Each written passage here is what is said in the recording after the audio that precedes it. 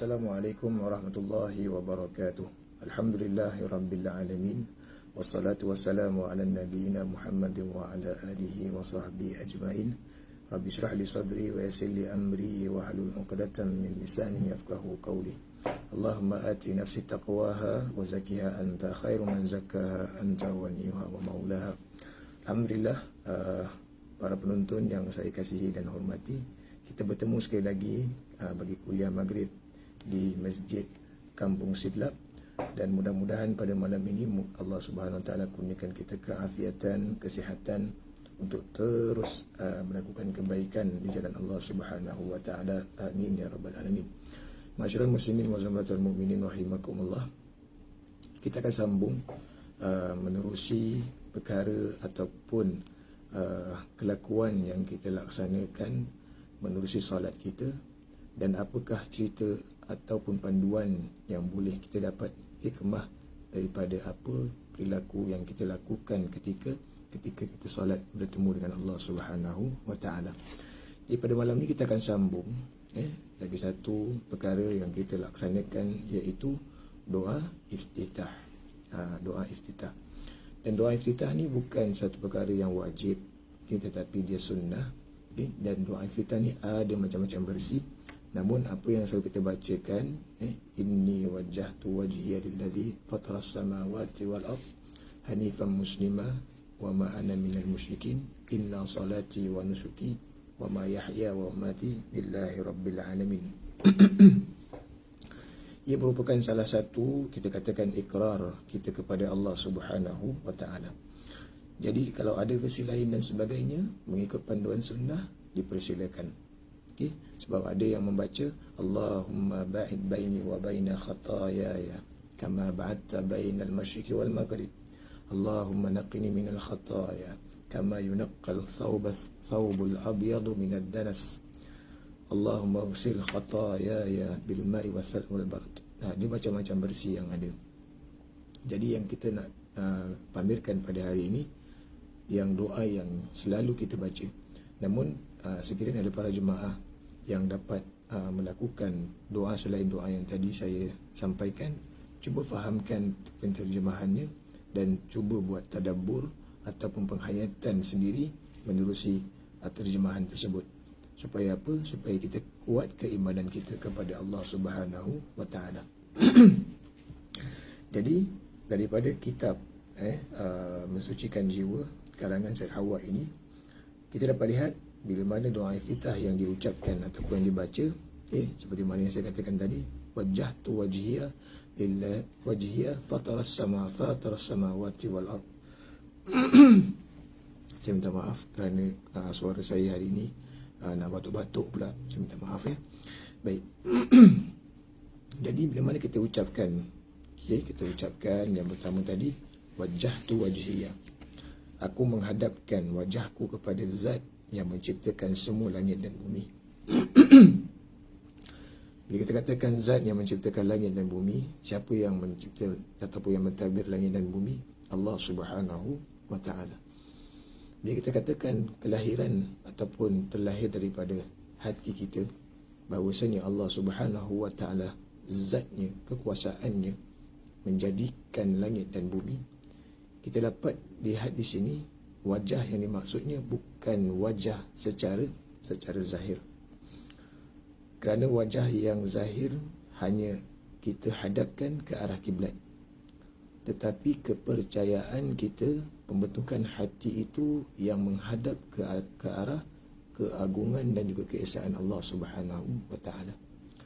Kita solat macam mana sekalipun, kita tak akan nampak Allah Subhanahu Wa Taala. Namun bila mana kita baca doa iftitah tadi, aku menghadapkan seluruh kekuasaan apa yang kita ada, kekuatan yang kita ada, kelemahan yang kita ada, kepada siapa? Zat Allah yang menciptakan langit dan bumi. Jadi kita kat mana? Kita ni lemah. Kita kaya macam mana sekalipun, siapa yang jadi langit dan bumi adalah Allah Subhanahu wa ta'ala. Allah gunakan perkataan langit dan bumi, Allah nak tunjukkan betapa hebatnya ciptaannya itu, iaitu langit tergantung tiada bertali, begitu juga bumi berjalan tanpa berpasak. Jadi situlah kita dapat kehebatan ataupun dapat melihat kehebatan Allah Subhanahu wa ta'ala. Bila mana kita serahkan perkataan itu, janganlah sampai kita mendustakan keberadaan Allah Subhanahu wa ta'ala. Sebab kita takut kita cakap di dalam hati, wajjahtu wajhiya lilladzi fataras samawati wal ard, tetapi kebergantungan kita masih lagi kepada manusia. Kebergantungan kita masih lagi ke arah dunia. Kita nak kebergantungan kita semata-mata hanya kerana Allah Subhanahu wa ta'ala. Kerana apa? Ayat yang kedua kita gunakan hanifan muslimah. Kita berlaku lurus dan memberi keselamatan. Hanifan muslimah. Kita nak jadi orang Islam yang selamat. Selamat yang berada di dunia maupun selamat yang berada di akhirat. Sebab tu hanif. Perkataan hanif ni suci, bersih. Dan kebersihan hati itu yang paling penting. Kita tak nak bila kita solat tetapi hati kita masih terbuku dendam. Kita masih terbuku untuk melakukan kejahatan kepada orang ini selepas kita solat. Jika kita solat, ma'asyiral muslimin wa zumratal mu'minin, tak ada perkara-perkara santau, tak ada perkara-perkara buruk. Kalau kita masih ada perkara itu, bermaksud solat kita masih belum tenang. Kita masih ada perasaan dendam dan sebagainya. Kita perlulah sejukkan hati itu dengan sentiasa berzikir kepada Allah, dengan sentiasa istighfar kepada Allah Subhanahu wa ta'ala. Jadi perkataan hanif, kita nak supaya kita jauh daripada kesyirikan kepada Allah Subhanahu wa ta'ala. Kita dah minta dengan dia, tetapi kita bergantung harap dengan patung. Kita bergantung harap dengan pawang. Kita bergantung harap dengan tangkal. Ini belum lagi hanif. Maksudnya kebersihan jiwa kita ini mestilah kita tetapkan Allah Subhanahu wa ta'ala segala-galanya. Sebab tu bila mana kita dengar orang meninggal, kita baca apa? Inna lillahi wa inna ilaihi raji'un. Dan dalam Al-Quran pun, kalau kamu ditimpa musibah, kembalikan kepada Allah. Kita ni lemah dan Allah mengharapkan doa daripada kita. Sebab tu doa iftitah ni sunnah. Kalau tak lakukan, tetap solat ni sah, tetapi dia sunnah. Sesuatu perkara yang berhak kita lakukan, kita berhak lakukan, kita bermohon kepada Tuhan yang Esa. Itu yang kedua. Jadi bila kita cakapkan hanifah, kita mintakan kelurusan. Kita nak jadi orang Muslim. Orang Muslim adalah orang yang kaum muslimin terselamat dari gangguan lidah dan tangannya. Yang selamat daripada lidah. Lidah dia tidak menyampaikan fitnah, tangan dia tidak melakukan kerosakan. Itu yang kita inginkan daripada pembacaan dan kefahaman daripada maksud hanif. Sekiranya masih tidak berlaku macam saya katakan tadi, maksudnya solat ni masih belum lagi dalam keadaan tenang. Lepas itu kita kata pula, wa ma ana minal musyrikin, dan aku tidak termasuk orang-orang musyrik. Orang musyrik ni macam mana? Yang mensyirikkan kepada Allah Subhanahu wa ta'ala. Sebab tu ketauhidan kita, kalau kita lihat satu hari itu berapa kali kita sebut asyhadu an la ilaha illallah wa asyhadu anna muhammadar rasulullah. Dalam azan kita, dalam qomat kita, dalam solat kita, kita bersaksi bahawa tiada Tuhan melainkan Allah Subhanahu wa ta'ala. Tapi kenapa masih lagi kita takut dengan manusia? Kita takut dengan kebendaan. Kita takut kalau sekiranya kita tidak ada apa-apa dan sebagainya. Sesungguhnya yang berikan kita rezeki, yang memberikan kita nikmat adalah Allah Subhanahu wa ta'ala. Allah tahu, walaupun kita tak minta, Allah tetap berikan. Jadi bila mana kita tahu perkara itu datangnya daripada Allah, mustahil untuk kita syirik. Cuma apa? Cuma peranan kita tak dapat lihat Allah sahaja, maka kepercayaan tu dia berkurangan. Itu bukan maksudnya, ma'asyiral muslimin wa zumratal mu'minin rahimakumullah. Kepercayaan kita ada dalam hati kita, dan kita lakukan sebaiknya, dan kita yakin bahawasanya Allah Subhanahu wa ta'ala mendengar, dia maha melihat. Apa pun yang berlaku, dia akan membantu kita. Walaupun ujian itu diberikan kepada Allah, Allah sebenarnya nak tengok adakah benar hamba-hambanya ataupun hambanya itu sendiri minta kepadanya. Dan seterusnya, bila mana kita kata kita tak nak syirik, sebab dosa orang syirik ni, bila mana dia menduakan Allah, menyekutukan Allah, dosanya tidak akan diampunkan oleh Allah Subhanahu wa ta'ala. Apa yang berlaku dengan kaum-kaum yang terdahulu? Mereka diberikan risalah, ada utusan, namun mereka langgar utusan tersebut. Utusan yang saya maksudkan di sini adalah Rasul. Dan utusan Rasul SAW adalah mentauhidkan Allah Subhanahu wa ta'ala, mengesakan Allah Tuhan yang satu, itu saja. Kita dah baca surah Al-Ikhlas, Qul huwallahu ahad, katakanlah wahai Muhammad, Tuhan itu satu. Kita bayangkan dalam sebuah organisasi, kalau sekiranya ada dua ketua, apa yang akan berlaku? Kita ada dua tangan pun dah ada masalah.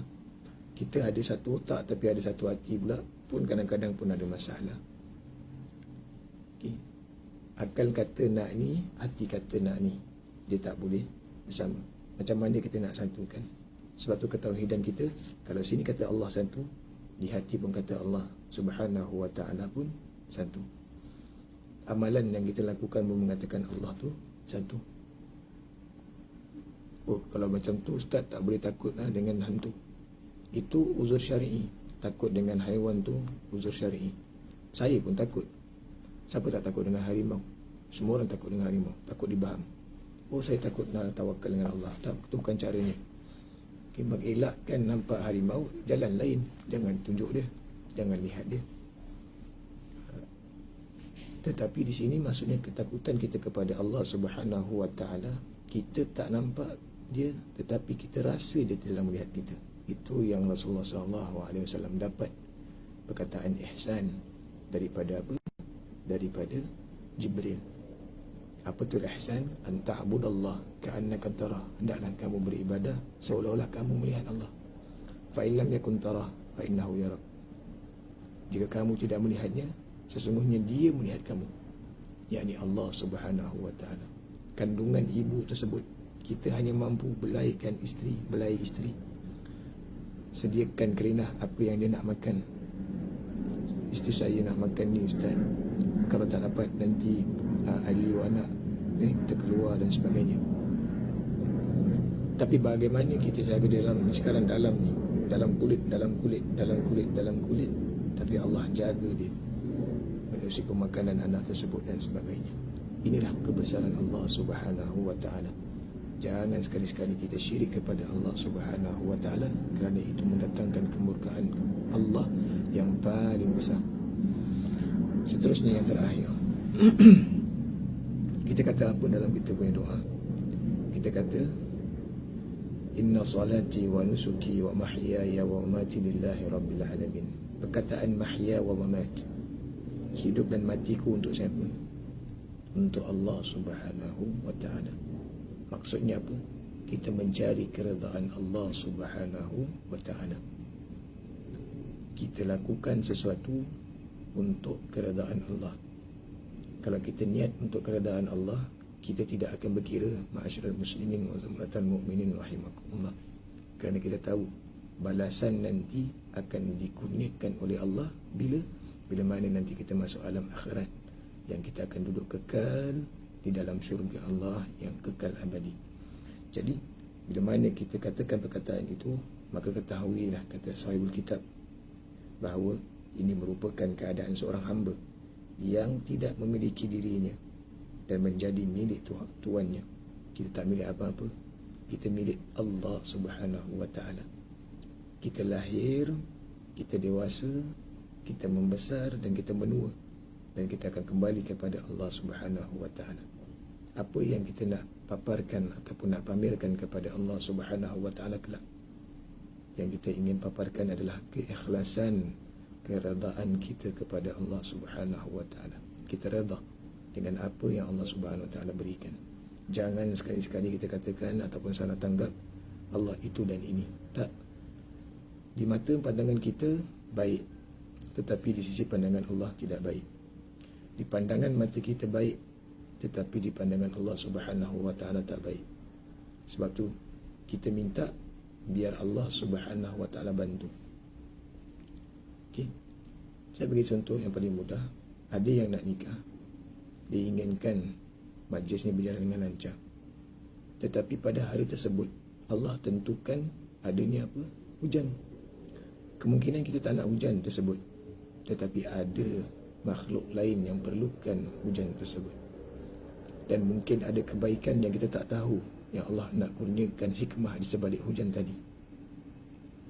Ada pula yang berlaku, saya keluar tiba-tiba bas tinggal. Tapi ada hikmah di sebaliknya yang Allah nak kurniakan, yang kita tak tahu apakah hikmah tersebut. Dan kita minta hikmah yang terbaik daripada Allah Subhanahu wa ta'ala. Cantik di mata kita, tak cantik di mata Allah. Cantik di mata Allah, tak cantik di mata kita. Jadi yang tentukan adalah Allah Subhanahu wa ta'ala. Kita terima dengan sebaiknya. Maka jika ucapan itu muncul dari orang yang keredaan, kemarahan berdiri, duduk semangat hidup dan rasa takutnya dari kematian kerana perkara-perkara dunia, maka hal itu tidak sesuai sama sekali dengan ucapannya. Maksudnya apa? Ada perkara yang kita lakukan, macam saya katakan tadi, kita suka tetapi Allah tak suka. Yang Allah tak suka, kita suka. Jadi dia kontra. Siapa yang memiliki kita? Allah Subhanahu wa ta'ala. Ibu dengan kita sebagai anak, ibu lebih tahu. Ibu tak suka perkara tu. Anak kena buat apa? Dia mentaati ibu, sayang kepada ibu, dia buat apa yang ibu dia suka. Bagi orang yang tahu, macam ayah dan sebagainya, bagi orang yang mempunyai anak, dan merasai ada anak, dia tahu kenapa dia rasa ambil cermat terhadap anak-anaknya. Sebab dia tak nak anak-anaknya lakukan perkara yang sama, kegagalan yang dia pernah lakukan. Dan Allah lakukan ini, kita kena tengok dalam Al-Quran, kegagalan yang berlaku kepada kaum-kaum yang terdahulu. Sebab tu Allah Subhanahu wa ta'ala nak kita gagal, dan Allah berikan kita kebaikan.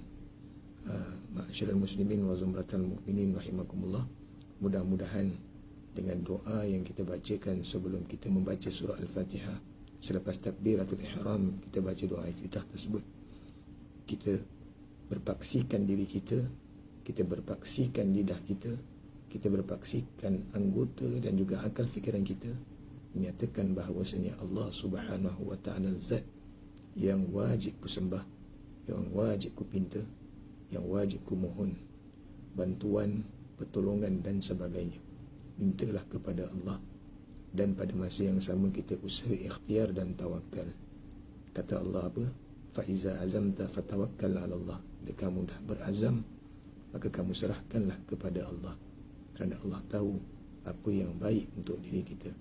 Maka mudah-mudahan dengan perkongsian yang seberingkas ini, Allah Subhanahu wa ta'ala kurniakan kepada kita, ahli keluarga kita, kebaikan, dan jauhkan dan juga lindungilah diri kita dan juga ahli keluarga kita daripada kufur kepada Allah Subhanahu wa ta'ala. Yang baik itu datangnya daripada Allah, yang lemah itu daripada diri saya sendiri. Aqulu qawli hadha wa astaghfirullah. Subhanakallahumma wa bihamdika asyhadu an la ilaha illa anta astaghfiruka wa atubu ilaik. Wabillahi taufiq wal hidayah.